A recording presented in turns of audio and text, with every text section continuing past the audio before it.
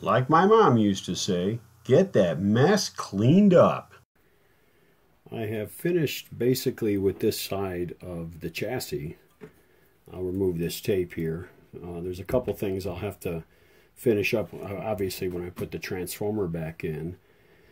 And when I remount these caps, they're not going to really connect to anything. And so I pretty much finished this work.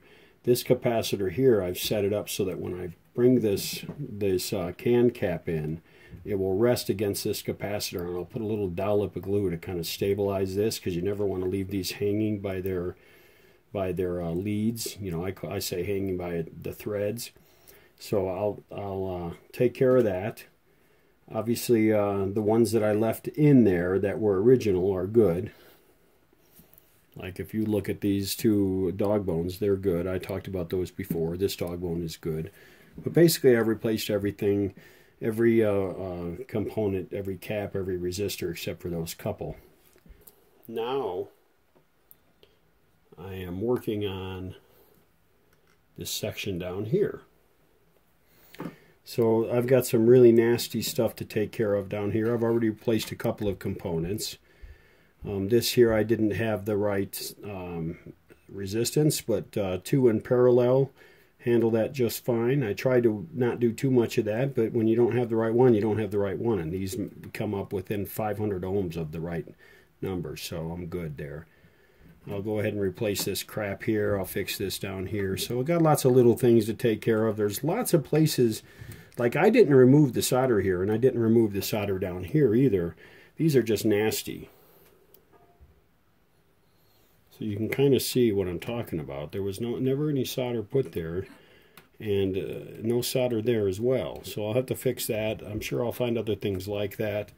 All right, I mentioned I was going to be refinishing this chassis. So I have all of the work done underneath of this chassis, pretty much. What I am going to do, as you can see, there's a little bit of corrosion here. I will touch that up with some corrosion converting paint that I have on the way. It hasn't arrived yet. I thought I'd have it today. I'm probably not going to have it till Monday. This is Saturday, by the way. But anyway, I will go ahead and just touch this up. I'm not going to do much. I'm not going to refinish inside, of course, but I will touch up some areas where there's some corrosion. You might see some here. And I'll touch up other areas where there's a bit of corrosion. What I also have left to do under here, I forgot till just now, I've got to clean these pots out with some deoxit. That's no big deal. And I'll clean the tube sockets too. But what I did talk to you about a little bit is I'm going to go over this chassis with some rust converting paint. I'll show you what that is once it arrives here. I don't want to really talk about it now until I get it here. But I will go over that. I'll fix, since these are steel, they rust too, and I'll go ahead and dress these up. I'll clean everything up. Once I use that rust converting paint and it does its thing, and it converts this rust, the rust in these pits to an inert material, then I'll go ahead and use some filler primer, and I'll do several coats of it, and I'll sand each coat until I get this as smooth as I can. But I'm not going to go nuts because it's an old radio, but I do want it to look better than it does. So I'm going to go ahead and clean this up and filler primer it. And once that all cures, once the filler primer is set to go, then I'll spray it with some steel paint, some stainless steel paint. Basically, it's a brand of paint that has stainless steel as the pigment. So I'll go ahead and spray it with that, and this thing will be ready to put the other chassis back onto it. So I'm going to set this guy aside till I get that rust converting paint. I'll get that part done when it gets here, and then in the meantime I'm going to get to work on that receiver chassis. Hey guys, check out what Westinghouse was up to in 1937. This is Electro Man. He was prepared to be shown off at the 1939 New York World's Fair. Here's Electro Man with a cellist. It looks like he's conducting. Pretty cool. This is an ad for the New York World's Fair. Pretty neat stuff. And here's Electro Man with Sparko the robot dog. Westinghouse was really on the leading edge at the time. Yikes! Check this out, guys. This is what I'm faced with now as I begin to work on the rest of this Westinghouse radio. This is the tuner chassis, and it is a mess. Look at all that corrosion. I've got to try and figure out a way to get all that out of there, or off of there, without destroying this stuff. So that means no navel jelly, because you see, you all know that these guys here are made of aluminum.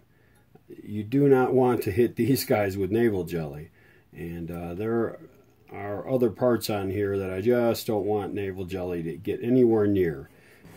I haven't yet decided, I may just pull this off of here, this tuning condenser off of here, because that's just too much of a mess for me to be horsing with, I think. But I don't know, it's tempting to leave it, yet you see what a mess it is. And I think it probably would be better in the long run to get it out. And I'll show you why it's difficult. Because getting to the connections on that side of it is virtually impossible. So I've got to give this one some thought, guys. I will see what I come up with. But I just wanted to show you what I got to deal with. So I'll clean all this up here. But I'm not getting anywhere near it with any acids. I'll clean all this here. You know, I've got a little tiny resistor to replace, some connections to rework. The soldering on this whole radio is atrocious, so I'm going to rework most of it.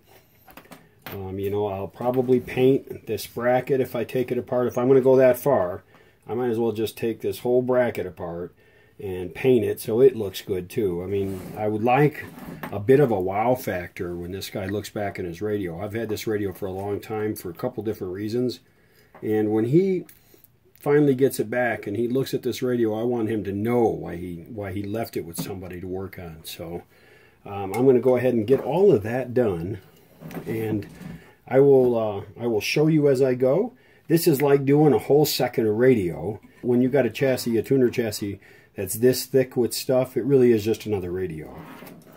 So it's going to take me some time, guys, and we'll get started and I'll show you how it's going. After deciding, after all, to remove the tuning condenser from the chassis, the first thing I have to do is disconnect everything from these terminals. And there are 6 places here, and they're going to be easy to identify when I put it back together, so it's no big deal. This one I've already desoldered, so this should drop right out. Yep. This one is pretty close. So there are 3 on this side. 2 of them are for grid caps.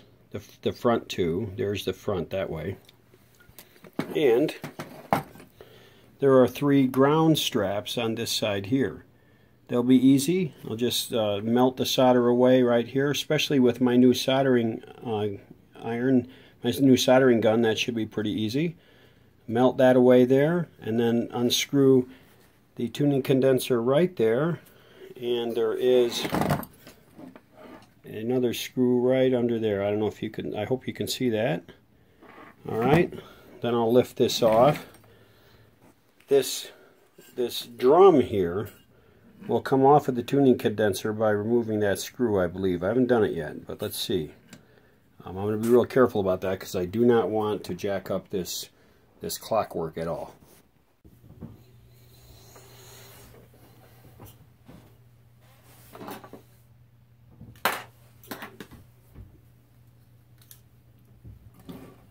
Okie dokie.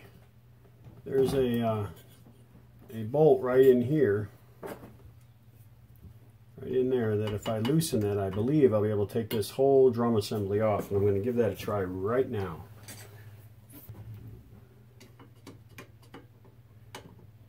Very tight quarters. If you can see that bolt there, there's a bracket right there in front of it, right there. It makes it difficult to get the socket on it, but I'm going to give it a shot. So,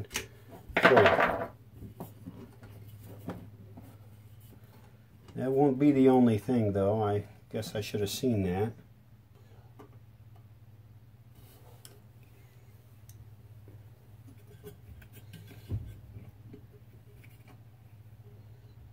Beautiful. So that all came out as an assembly.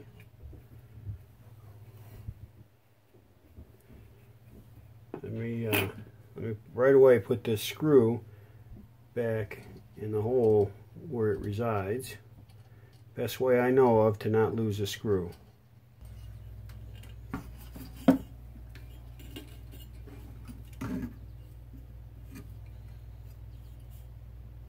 Alright, so this center, the fine-tuning indicator, actually has the drive pulley, the tuning driven pulley on it, and a pair of little gears. So I'm going to set this aside. It also has, so there's a little window on it that's the indicator, and it has a little piece of red acetate on the back. We have to see if we can't get this assembly out of here. So I've never taken one of these apart before, so I'm going to study it a bit here. I'm going to take this little gear right here out of here, and first I'm going to write on it which side is the front. I can't look at any photos right now because my Windows on my computer has been updating now for roughly an hour. It's some big major update. Of course, Microsoft can't leave us alone. They always have to fool with it. Go ahead and take this little pin off of here if I can.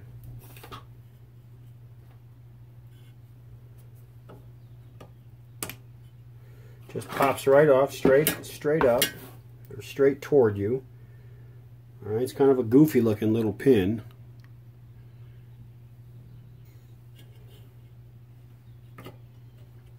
Okay, that gear just lifts right off of that shaft. There it is. I'll clean that up. Do not dislodge these springs. If you look carefully, you'll see this is really a composite of two gears.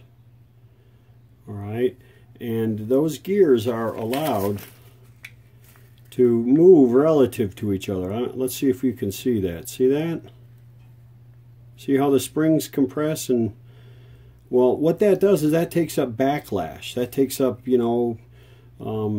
play, and enables you to tune finely without having to have a dead spot as you're going back and forth with the tuning dial. If you dislodge those springs, you'll lose that ability, and it'll make it feel really clunky. Believe me, I know. I've had to replace them before, and they're a bugger to replace. Don't just leave these laying around, guys. Make sure you baggy them up.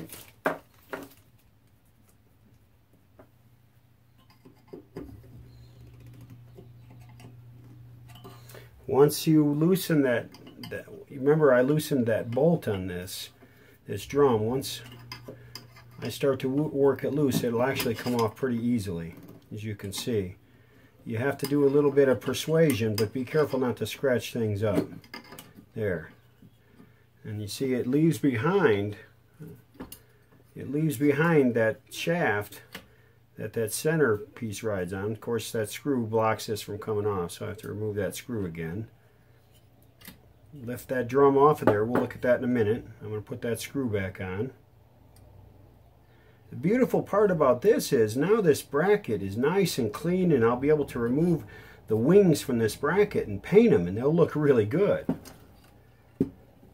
In fact, while I have everything mounted on the chassis, let's go ahead and remove this wing. Alright, so there looks like there are 3 screws holding it on. And go ahead and get those 3 screws loose.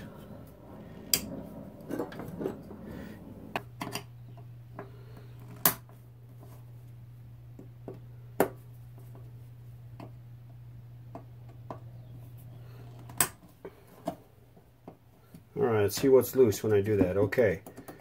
It looks like the wings that I want to take off are loose when I do that, so excellent. Go ahead and remove the screws. Every screw looks like it has a little star washer. Okay. That's what they look like.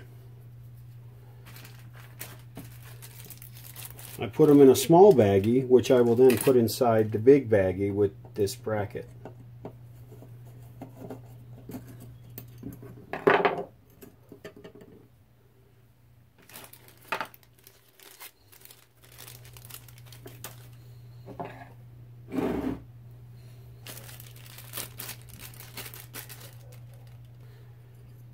I lift this off of there, and of course the tuning lights are still there, so I'm going to have to remove the tuning socket, or the dial lights are still attached, so I'll have to remove these sockets. They just pop right out. It's okay, I'm going to clean them up anyway. This is that bracket. Now, yes, it's pretty obvious the way it goes, but just to save myself 2 minutes of confusion later, I'll go ahead and put a front on here. And when I'm trying to orient stuff, I always put an arrow pointing up to the top.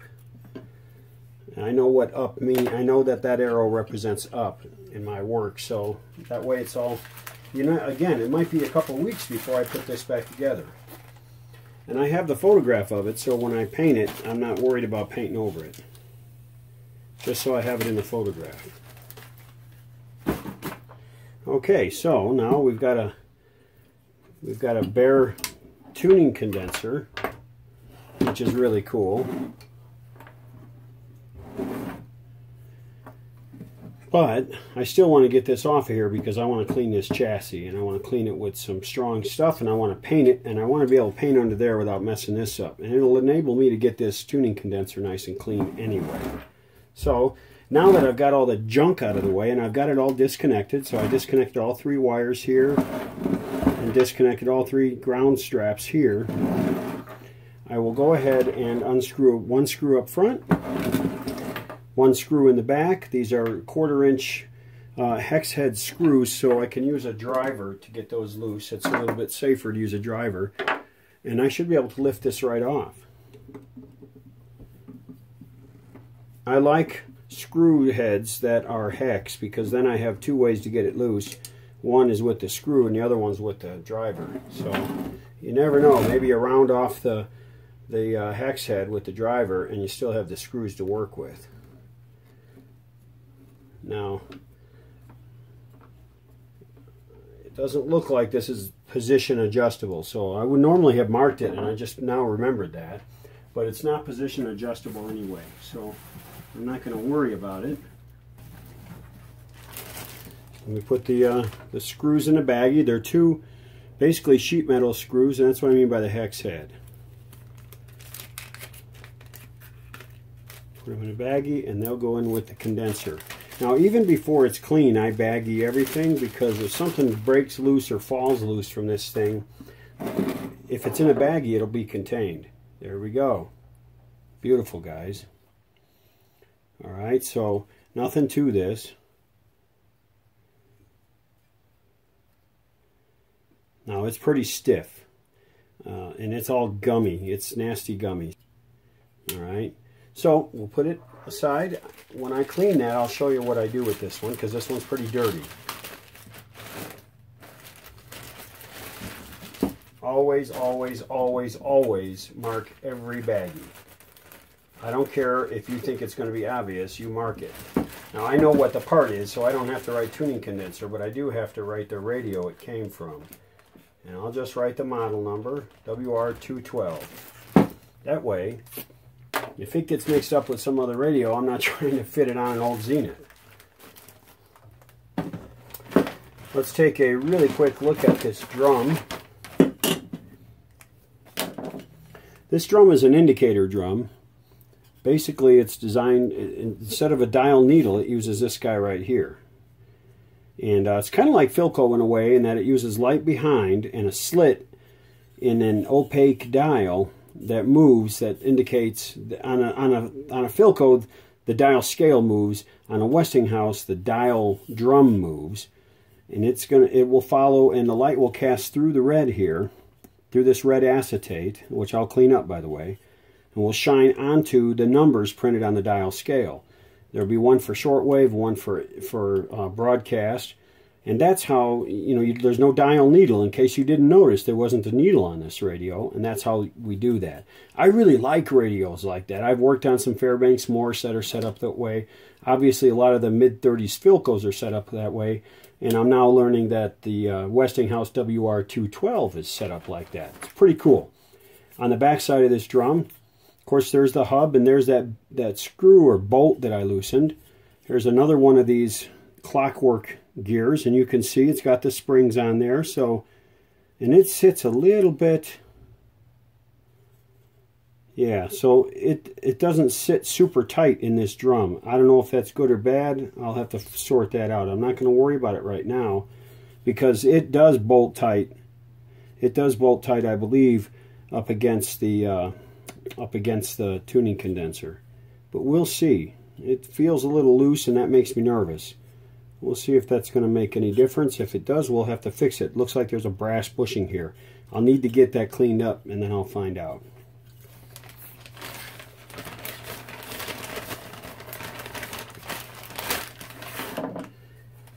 Still got some labels from that Grundig I worked on a while back.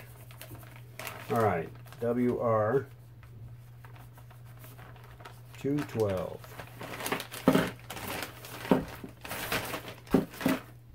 All right, that part's done. We've taken that apart. Good deal. Now I know how to do it. And let me set these somewhere safe. Yeah, it's been going at it for over an hour, and it's at 32%. And it's a pretty good computer. Windows 10. Gotta hate it.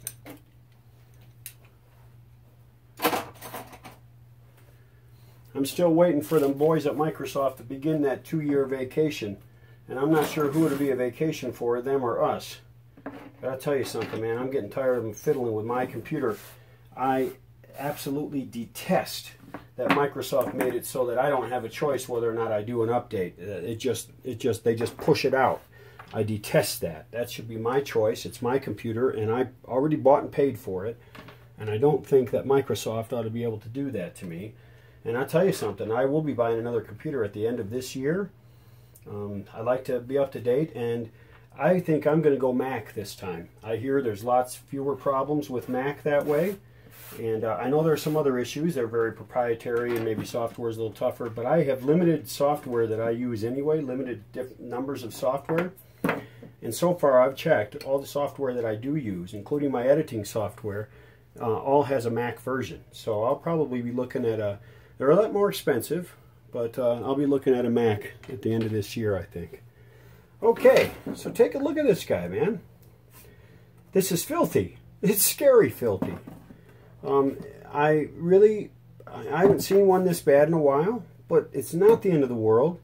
My biggest fear would be, if I thought I was going to use navel jelly, would be getting that stuff down in here. This is the tuning stuff. You don't want to horse with that if you can help it.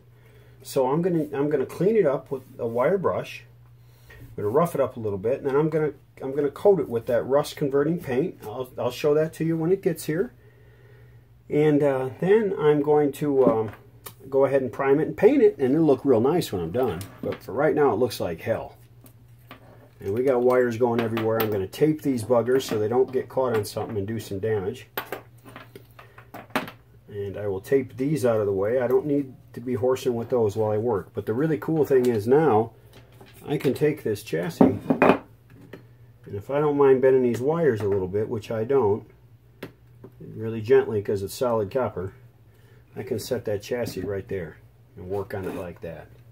So that's nice. I can get to it from the sides. I'm still going to have a devil of a time getting to some capacitors down there, right down in here. There's another capacitor right down in there. They're all over the place. Although these radios were all made to be worked on, some were made to be worked on more than others. So, oh yeah, look at that. The tuning drive.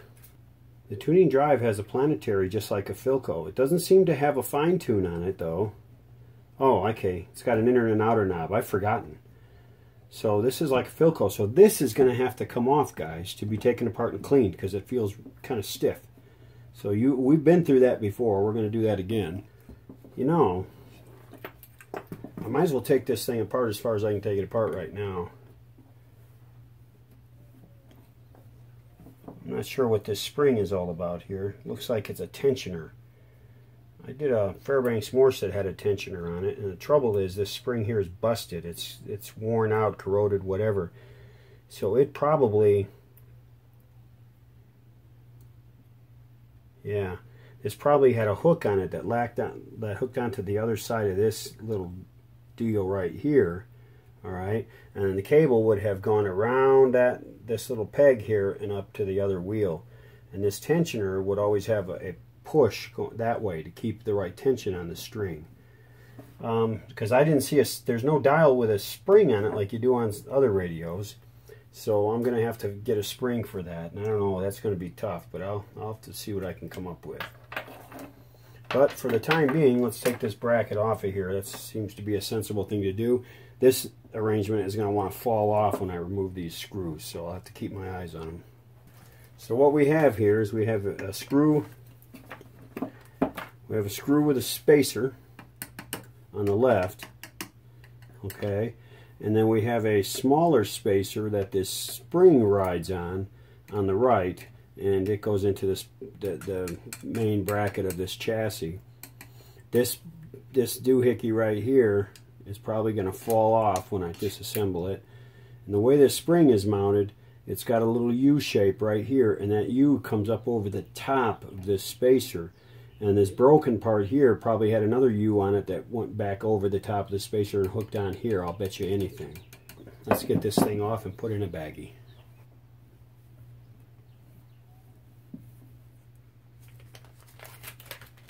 The reason I'm not putting all these screws back into this chassis is because I don't want to paint the screws.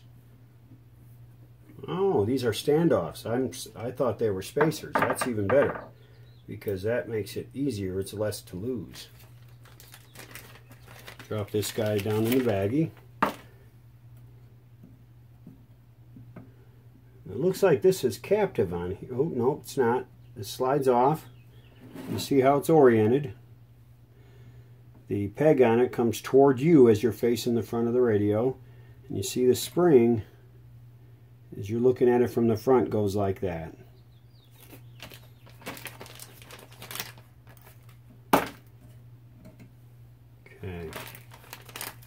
Okay, that's about as bare as I really want to make this.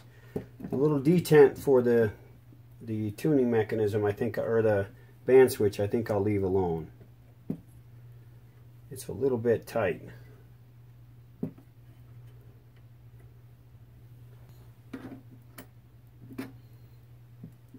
Wow.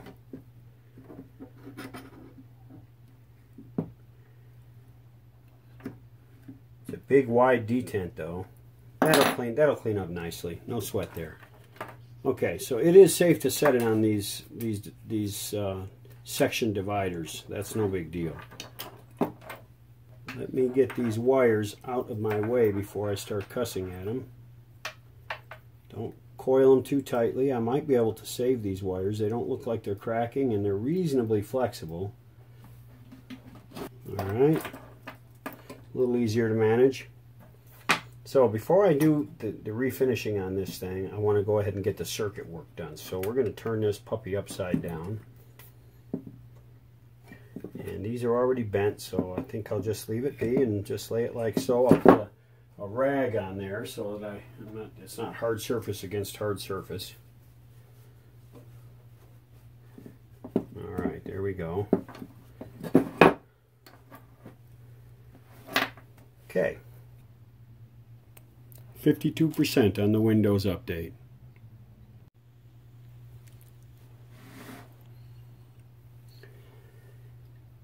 There are 6 little screws here on the top. They're 1/4-inch hex head screws that I think when I loosen them, I might actually be able to remove this whole arrangement here. Yikes, these are in there separately. I'm not sure that's a smart thing to do.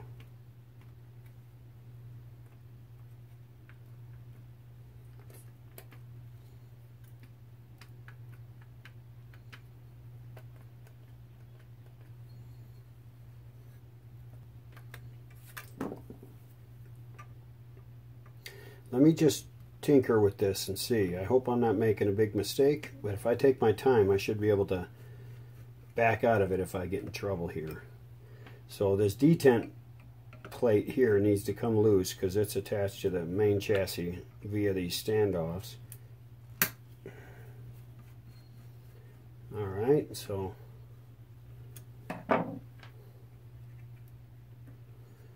let me just see what happens if I take these screws out. And I'll always put them back.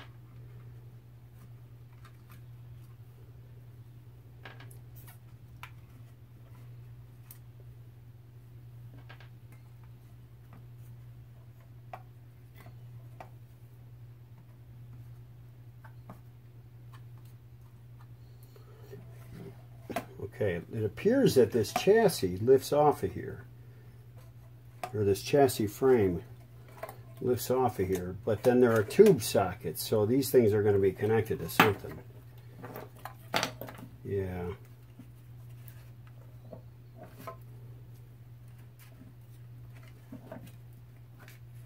Yeah, that's not going to be so successful, I think. What I can do, however, is lift it up enough so I can get to stuff. So I will do that. But I will have to be super duper duper careful, guys, because I could really mess this up if I'm not. But this enables me to get to stuff that I otherwise couldn't get to. I sure wish I could lift the whole thing off. But if I do, I'm going to have to determinate a lot of stuff, and it'd be difficult. So if I work real carefully, like this capacitor right here, I can get that capacitor. There's a lot of nasty wiring and solder mess here that I was wondering how I was going to get to. So this is better than nothing. Check this out, guys. I'm removing these chassis after all. These stage sections after all these coil plates, these coil mounting plates. It turns out there's only 2 wires that secure it into the chassis frame. This little wire right, let me see here, right here. It's hard to see, but there's a little terminal strip on the back side of this chassis that has another wire attached to it. Well, there's a resistor on the back side of that terminal strip that attaches to the end terminal lug. There's a capacitor that attaches to that same lug and this wire. So I'm going to have to take the solder, remove the solder from that lug anyway to get that capacitor off. So I might as well disconnect that wire. And this one down here, this wire just goes to that tube, pin number 3. And once I disconnect that from that pin number 3 on that tube, I should be able to lift all of this whole mess off of here and work on it very nicely, as long as I'm very careful with it. So let me get that done, I'll show you.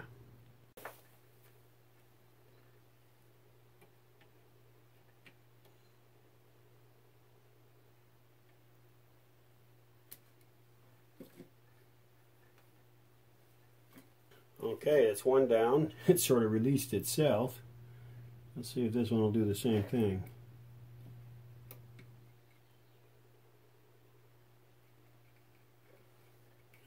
Ow! Oh, there we go. You saw that. Just drops away. Okay, very cool.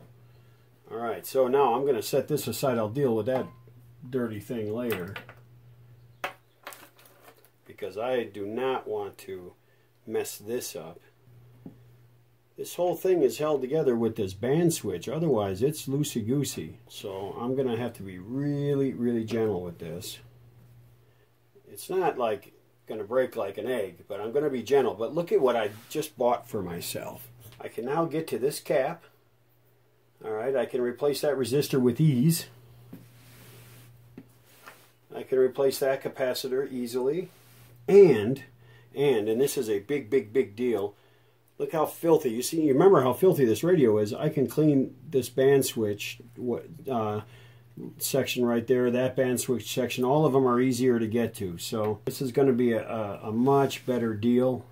I'm glad I tried this. It made me pretty nervous. I don't really like messing with band switches. I've broken one in the past, and it was a real bugger, and I had to scrap a radio in order to get a replacement part. So while you're doing this, if you do something like this, be very careful of these coils. They're wound pretty tight. Most of the stuff is out of the way, but you never know when there might be a lead run into something that you don't see until you feel yourself break it, and then you're screwed. So you want to make sure you're careful about that. Always be aware that those coils are there. They're delicate. I'm going to probably work on it while it sits like this, because then they're not up in my face and in my way. They're down below. And I'm going to be real careful. Before I do anything, very gently, I'm going to go over this with a brush and the vacuum cleaner and clean all the crap out of there because I don't like working in icky. So I'm going to clean the icky off of it, and then I'm going to get to work on actually cleaning it and replacing parts on it.